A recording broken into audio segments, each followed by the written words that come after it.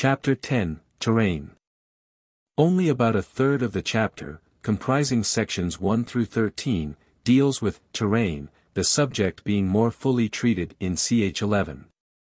The 6 calamities are discussed in sections 14 through 20, and the rest of the chapter is again a mere string of desultory remarks, though not less interesting, perhaps, on that account. 1. Sun Tzu said, "We may distinguish 6 kinds of terrain, to wit, 1. Accessible ground." Mei Yao Chn says, "Plentifully provided with roads and means of communications." 2. Entangling ground. The same commentator says, "Net-like country, venturing into which you become entangled." 3. Temporizing ground. Ground which allows you to stave off or delay. 4. Narrow passes. 5. Precipitous heights. 6. Positions at a great distance from the enemy. It is hardly necessary to point out the faultiness of this classification. A strange lack of logical perception is shown in the Chinaman's unquestioning acceptance of glaring cross-divisions such as the above. 2. Ground which can be freely traversed by both sides is called accessible. 3. With regard to ground of this nature, be before the enemy in occupying the raised and sunny spots, and carefully guard your line of supplies. The general meaning of the last phrase is doubtlessly, as Tu Yu says, not to allow the enemy to cut your communications. In view of Napoleon's dictum, the secret of war lies in the communications. 1. We could wish that Sun Tzu had done more than skirt the edge of this important subject here and in Section 10, 7, Section 11. Colonel Henderson says, "The line of supply may be said to be as vital to the existence of an army as the heart to the life of a human being. Just as the duelist who finds his adversary's point menacing him with certain death, and his own guard astray, is compelled to conform to his adversary's movements, and to content himself with warding off his thrusts, so the commander whose communications are suddenly threatened finds himself in a false position, and he will be fortunate if he has not to change all his plans, to split up his force into more or less isolated detachments, and to fight with inferior numbers on ground which he has not had time to prepare, and where defeat will not be an ordinary failure, but will entail the ruin or surrender of his whole army. 2. Then you will be able to fight with advantage. 4. Ground which can be abandoned but is hard to reoccupy is called entangling. 5. From a position of this sort, if the enemy is unprepared, you may sally forth and defeat him. But if the enemy is prepared for your coming, and you fail to defeat him, then, return being impossible, disaster will ensue. 6. When the position is such that neither side will gain by making the first move, it is called temporizing ground. Tu Mu says, each side finds it inconvenient to move, and the situation remains at a deadlock. 7. In a position of this sort, even though the enemy should offer us an attractive bait, Tu Yu says, turning their backs on us and pretending to flee. But this is only one of the lures which might induce us to quit our position. It will be advisable not to stir forth, but rather to retreat, thus enticing the enemy in his turn. Then, when part of his army has come out, we may deliver our attack with advantage. 8. With regard to narrow passes, if you can occupy them first, let them be strongly garrisoned and await the advent of the enemy. Because then, as Tu Yu observes, the initiative will lie with us, and by making sudden and unexpected attacks we shall have the enemy at our mercy. 9. Should the enemy forestall you in occupying a pass, do not go after him if the pass is fully garrisoned, but only if it is weakly garrisoned. 10. With regard to precipitous heights, if you are beforehand with your adversary, you should occupy the raised and sunny spots, and there wait for him to come up. Tsao Kung says, the particular advantage of securing heights and defile is that your actions cannot then be dictated by the enemy. For the enunciation of the grand principle alluded to, see 6. Section 2. Chang Yu tells the following anecdote of Pei Xingqian, AD 619–682, who was sent on a punitive expedition against the Turkic tribes. At night he pitched his camp as usual, and it had already been completely fortified by wall and ditch, when suddenly he gave orders that the army should shift its quarters to a hill nearby. This was highly displeasing to his officers, who protested loudly against the extra fatigue which it would entail on the men.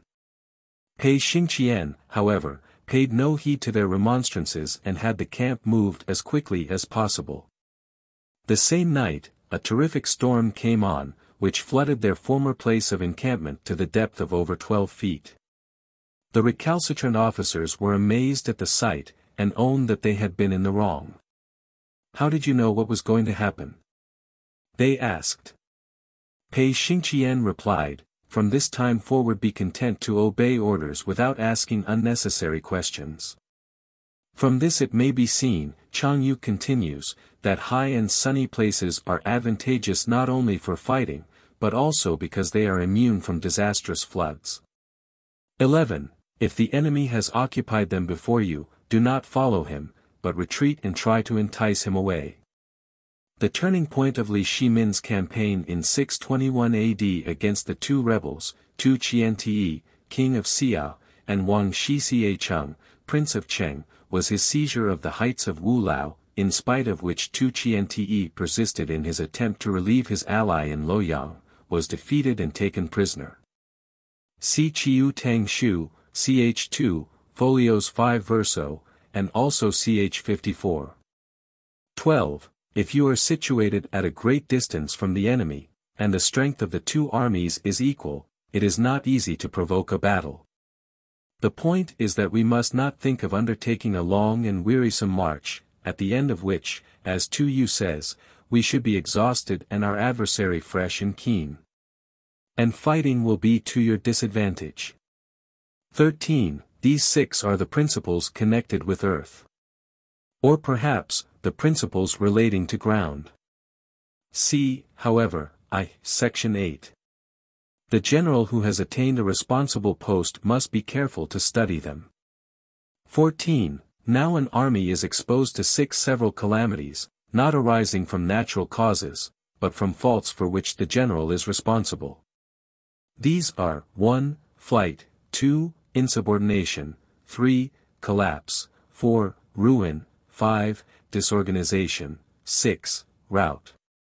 15. Other conditions being equal, if one force is hurled against another 10 times its size, the result will be the flight of the former. 16. When the common soldiers are too strong and their officers too weak, the result is insubordination. Tu Mu cites the unhappy case of Tin Pu, Hsan Tang Shu, ch. 148, who was sent to Wei in 821 AD with orders to lead an army against Wang Ting Tsou. But the whole time he was in command, his soldiers treated him with the utmost contempt, and openly flouted his authority by riding about the camp on donkeys, several thousands at a time. Tin Pu was powerless to put a stop to this conduct, and when, after some months had passed, he made an attempt to engage the enemy, his troops turned tail and dispersed in every direction. After that, the unfortunate man committed suicide by cutting his throat. When the officers are too strong and the common soldiers too weak, the result is collapse. Tsao Kung says, the officers are energetic and want to press on, the common soldiers are feeble and suddenly collapse. 17. When the higher officers are angry and insubordinate, and on meeting the enemy give battle on their own account from a feeling of resentment, before the commander-in-chief can tell whether or no he is in a position to fight, the result is ruin. Wang Shi's note is, this means, the general is angry without cause, and at the same time does not appreciate the ability of his subordinate officers, thus he arouses fierce resentment and brings an avalanche of ruin upon his head. 18. When the general is weak and without authority, when his orders are not clear and distinct. Wei Liao Tzu, ch. 4, says, if the commander gives his orders with decision, the soldiers will not wait to hear them twice, if his moves are made without vacillation, the soldiers will not be in two minds about doing their duty. General Baden-Powell says, italicizing the words, the secret of getting successful work out of your trained men lies in one nutshell, in the clearness of the instructions they receive. 3. Cf. Also Wu Tzu ch. The most fatal defect in a military leader is difference. The worst calamities that befall an army arise from hesitation. When there are no fixed duties assigned to officers and men. Tu Mu says, neither officers nor men have any regular routine. And the ranks are formed in a slovenly haphazard manner, the result is utter disorganization. 19. When a general, unable to estimate the enemy's strength, allows an inferior force to engage a larger one, or hurls a weak detachment against a powerful one, and neglects to place picked soldiers in the front rank, the result must be a rout. Chang Yu paraphrases the latter part of the sentence and continues, whenever there is fighting to be done, the keenest spirits should be appointed to serve in the front ranks, both in order to strengthen the resolution of our own men and to demoralize the enemy. Cf. the Primi Ordines of Caesar, de Bello Gallico, v. 28, 44, et al. 20. These are 6 ways of courting defeat, which must be carefully noted by the general who has attained a responsible post. See Supra, section 13. 21. The natural formation of the country is the soldier's best ally. Ch.N. Howe says, the advantages of weather and season are not equal to those connected with ground. But a power of estimating the adversary, of controlling the forces of victory, and of shrewdly calculating difficulties, dangers and distances, constitutes the test of a great general. 22. He who knows these things, and in fighting puts his knowledge into practice, will win his battles. He who knows them not, nor practices them, will surely be defeated. 23. If fighting is sure to result in victory, then you must fight, even though the ruler forbid it. If fighting will not result in victory, then you must not fight even at the ruler's bidding. Cf. 8. Section 3 Fin. Huang Shikeng of the Qin dynasty, who is said to have been the patron of Changliang and to have written the Sanlu, has these words attributed to him: the responsibility of setting an army in motion must devolve on the general alone. If advance and retreat are controlled from the palace, brilliant results will hardly be achieved. Hence the godlike ruler and the enlightened monarch are content to play a humble part in furthering their country's cause, kneel down to push the chariot wheel.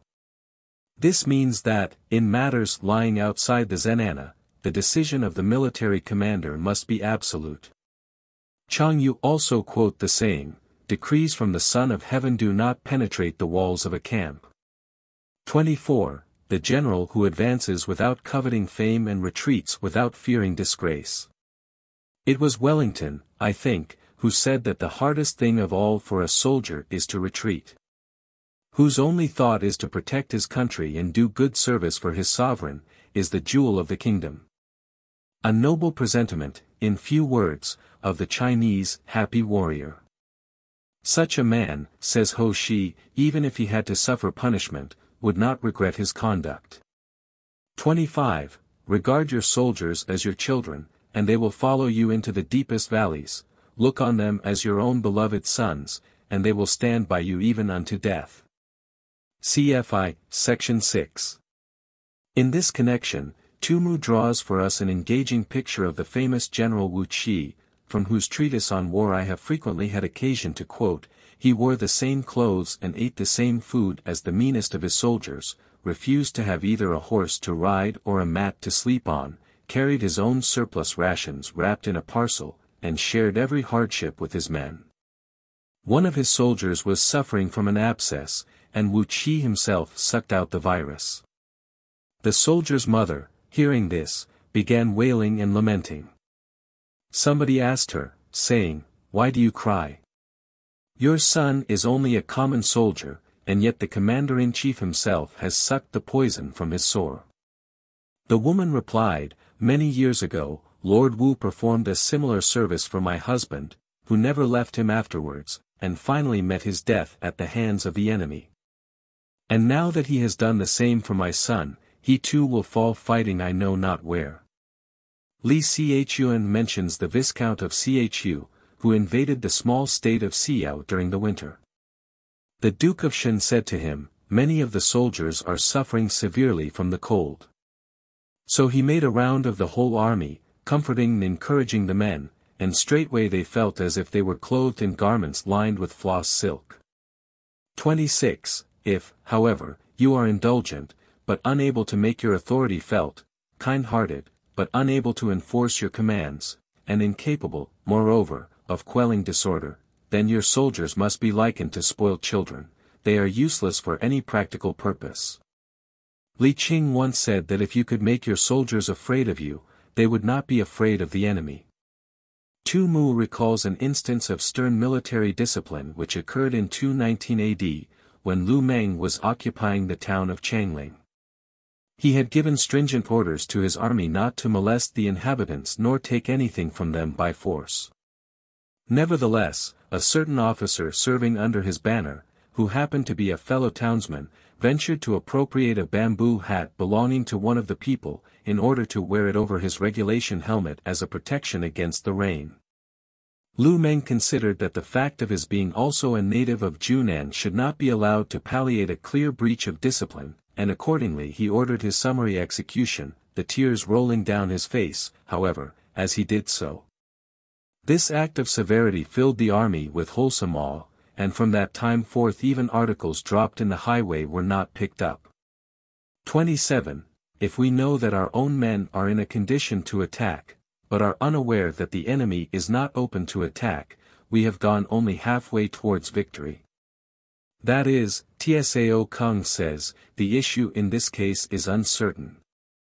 28. If we know that the enemy is open to attack, but are unaware that our own men are not in a condition to attack, we have gone only halfway towards victory. Cf. 3. Section 13, 1. 29. If we know that the enemy is open to attack, and also know that our men are in a condition to attack, but are unaware that the nature of the ground makes fighting impracticable, we have still gone only halfway towards victory. 30. Hence the experienced soldier, once in motion, is never bewildered, once he has broken camp, he is never at a loss. The reason being, according to Tu Mu, that he has taken his measures so thoroughly as to ensure victory beforehand. He does not move recklessly, says Chang Yu, so that when he does move, he makes no mistakes. 31. Hence the saying, if you know the enemy and know yourself, your victory will not stand in doubt. If you know heaven and know earth, you may make your victory complete. Li Chuan sums up as follows, given a knowledge of three things, the affairs of men, the seasons of heaven and the natural advantages of earth, victory will invariably crown your battles.